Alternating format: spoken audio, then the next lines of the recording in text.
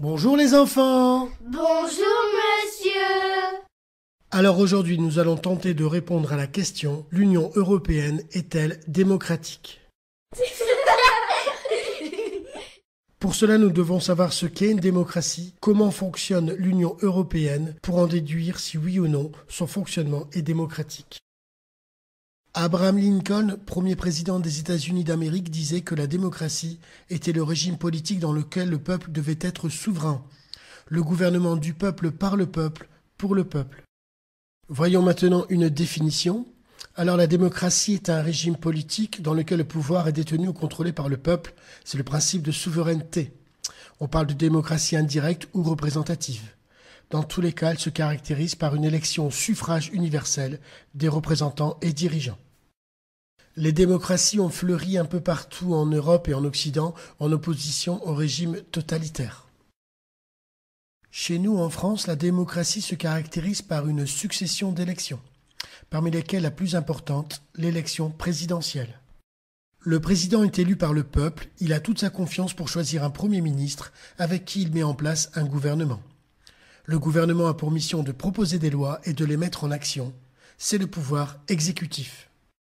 Les électeurs sont aussi amenés à choisir leurs représentants à l'Assemblée nationale. Celle-ci est composée de 577 députés, tous élus par le peuple. Ils ont pour mission essentielle de voter les lois et de faire quelques propositions. C'est le pouvoir législatif. En résumé, le président est élu par le peuple. Un gouvernement doit être mis en place. Les députés sont aussi élus par le peuple. Ils acceptent ou refusent ce que propose le gouvernement. Le président a donc tout intérêt à choisir un gouvernement dont les propositions de loi auront toutes les chances d'être acceptées par les députés. Ainsi, les aspirations du peuple sont respectées. C'est démocratique. Dans la mesure où il ne sert pas à notre argumentation, nous ne tiendrons pas compte ici du troisième pouvoir, le pouvoir judiciaire. Il y a aussi le Parlement européen où siègent les députés. Ce sont les seuls de l'Union européenne à être élus par le peuple.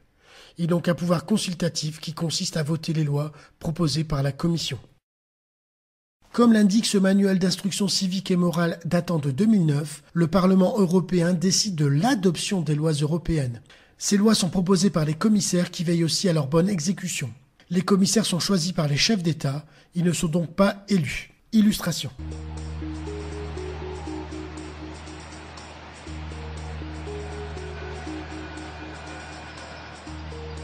C'est l'heure des nouveaux maîtres de Bruxelles. Comme Michel Barnier, ancien ministre de Jacques Chirac et de Nicolas Sarkozy, aujourd'hui commissaire européen chargé du marché intérieur et des services. Pour cette fonction, il est payé 20 667 € par mois, près de 2 fois ce que gagne François Hollande. Il dispose d'un pouvoir réel sur notre vie quotidienne.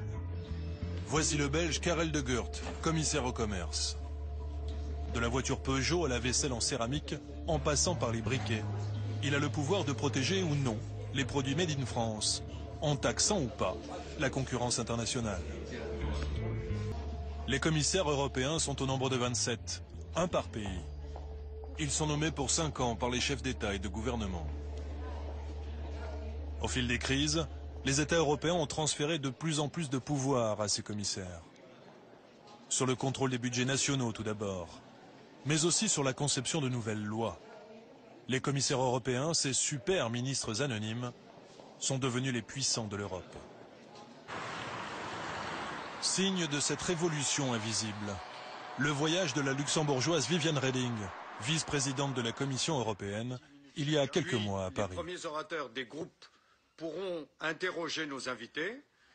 Invitée dans une annexe de l'Assemblée nationale par les députés français, Reding est venue évoquer les méthodes de contrôle de nos finances publiques. Nous passerons à une phase de questions spontanées. La rencontre est dirigée par Claude Barthelone, le président de l'Assemblée nationale. Sont présents Pierre Moscovici, ministre de l'économie, et Bernard Cazeneuve, alors en charge des affaires européennes. La parole est maintenant à Madame Viviane Reding, vice-présidente de la Commission européenne. Devant tout ce beau monde, la commissaire européenne va être très claire. Selon elle, si l'Europe veut exister et sortir de la crise, les nations doivent obéir à Bruxelles. On a perdu beaucoup de temps. On a perdu 10 ans pendant lesquels on n'agissait pas parce qu'on ne voyait pas la nécessité d'agir en commun. Et il est grand temps de refaire ce temps perdu parce qu'on a vu ce que ça nous coûtait de ne pas avoir mis en place les instruments nécessaires à pouvoir intervenir. Il faut lentement mais sûrement comprendre qu'il n'y a plus de politique intérieure nationale. Il n'y a plus que des politiques européennes qui sont partagées dans une souveraineté commune.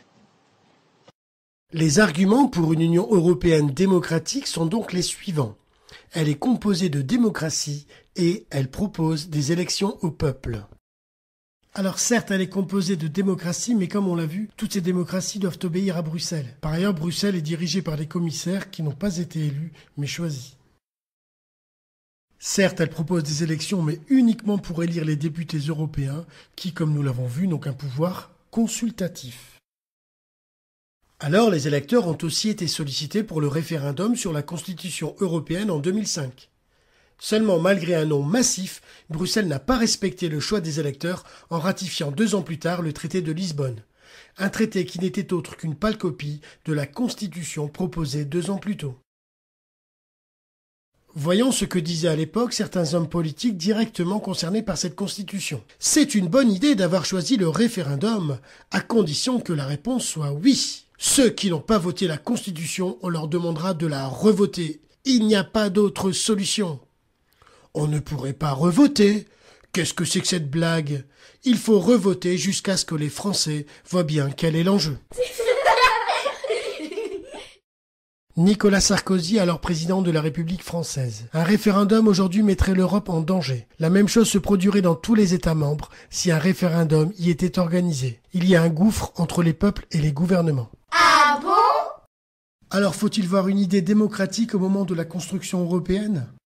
Et qu'est-ce qu'il a dit, ce monsieur qui a eu ses fonctions émérites? Il a dit: la construction européenne est une révolution. Même si les révolutionnaires ne sont pas des conspirateurs blêmes et maigres, mais des employés, des fonctionnaires, des banquiers et des professeurs. L'Europe ne procède pas d'un mouvement démocratique, elle s'est faite en suivant une méthode que l'on pourrait définir du terme de despotisme éclairé. Et avec un despote éclairé, c'est exactement la définition d'une dictature. Vous savez, pour les anciens Grecs et Romains, ce qui était une dictature. Une dictature, c'était en cas d'urgence, la cité remettait tout pouvoir à des experts qui dictaient ce qu'il fallait faire parce qu'ils savaient ce qu'il fallait faire. Et donc, c'était une dictature.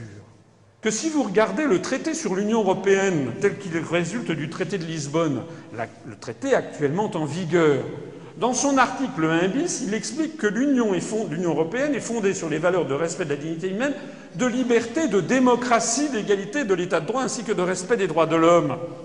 Mais en fait, c'est faux, puisque, au contraire, voici un des principaux européistes récents qui nous dit qu'en réalité, elle s'est faite suivant une méthode que l'on pourrait définir du terme de despotisme éclairé. L'Europe, c'est pas du tout fondé sur la démocratie. L'Europe, c'est le despotisme éclairé. En d'autres termes, il faut relire les traités européens comme il fallait lire jadis la Constitution soviétique. Vous savez, celle qui avait été élaborée par Staline en 1936 et que Brejnev avait rénovée en 1983. Quand vous lisiez la Constitution de l'Union des républiques socialistes soviétiques, c'était impeccable. C'était un modèle de démocratie. Sauf que tous les mots étaient en fait truqués. Eh bien, c'est pareil. Quand vous lisez ces mots-là, ils sont truqués dans la construction européenne. Dans le sens de cette démonstration de M. François Asselineau au sujet de la construction européenne, Paul-Henri Spaak, un des pères fondateurs de l'Europe. Les sceptiques étaient nombreux. Dans sa majorité, l'opinion publique n'était pas hostile. Elle était indifférente. L'œuvre accomplie fut celle d'une minorité sachant ce qu'elle voulait. Voilà, j'espère vous avoir donné les outils qui vous permettront de vous construire votre propre jugement. En attendant, je vous dis au revoir les enfants!